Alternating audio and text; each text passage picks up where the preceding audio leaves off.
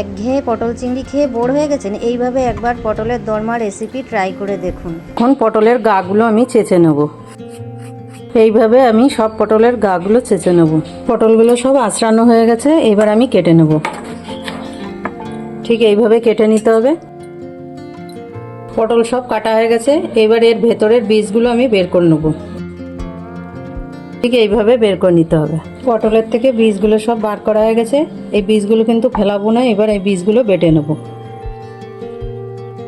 এবার এর মধ্যে দিয়ে দেবো কুচো চিংড়ি।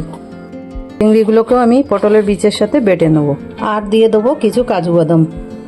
এবার এটা আমি বেটে নেব। এবার এই চিংড়ি মাছগুলোকে ছোট ছোট টুকরো করে নেব। এখন পেঁয়াজটা কুচিয়ে নেব। এখন পুরটা বানিয়ে নেব। তার জন্য দিচ্ছি কড়াইতে তেল। তেল গরম হয়ে গেছে, দেবো পেঁয়াজ কুচি। এখন কুচানো চিংড়ি মাছগুলো দিয়ে দেবো।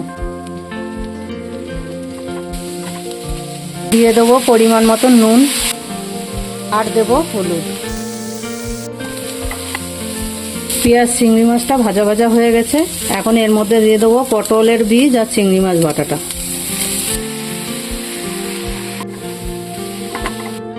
এবার এর মধ্যে আগে থেকে বেটে রাখা আদা, জিরে, কাঁচা লঙ্কা, রসুন বাটাটা দিয়ে দেবো।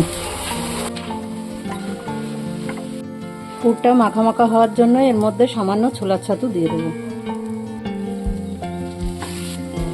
পুরটা হয়ে গেছে, এবার নামিয়ে নেব। পটলের মধ্যে এক এক করে পুরগুলো ভরে নেব। পুর ভরা হয়ে গেছে, এবার এই মুখটা আটকে এইভাবে একটা কাটি গুঁজে নেব। সমস্ত পটলের মধ্যে আমি ঠিক এইভাবে পুরগুলো ভরে নিয়েছি। কড়াই গরম হয়ে গেছে, এবার তেল দিয়ে দেবো। এবার পুর ভরা পটলগুলো এক এক করে ভেজে নেব। পটলগুলো সব ভাজা হয়ে গেছে লাল করে, এবার তুলে নেব। এবার মশলাটা কষিয়ে নেব। দেবো তেল, আর দেবো পেঁয়াজ কুচি। পেঁয়াজ লাল করে ভাজা হয়ে গেছে, এবার দিয়ে দেবো বেটে রাখা মশলাটা। দেবো পরিমাণ মতো নুন, আর দেবো হলুদ। দেবো সামান্য টমেটো সস। মশলাটা কষানো হয়ে গেছে, এবার এর মধ্যে দিয়ে দেবো সামান্য জল।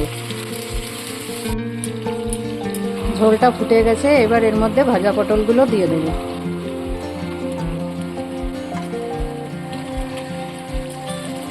এবার উপর থেকে দিয়ে দেবো গরম মশলা, আর দেবো সামান্য ঘি। হয়ে গেছে পটলের দোরমা, এবার নামিয়ে নেব। ভিডিওটি কেমন লাগলো আপনাদের জানাতে লাইক কমেন্ট করতে ভুলবেন না।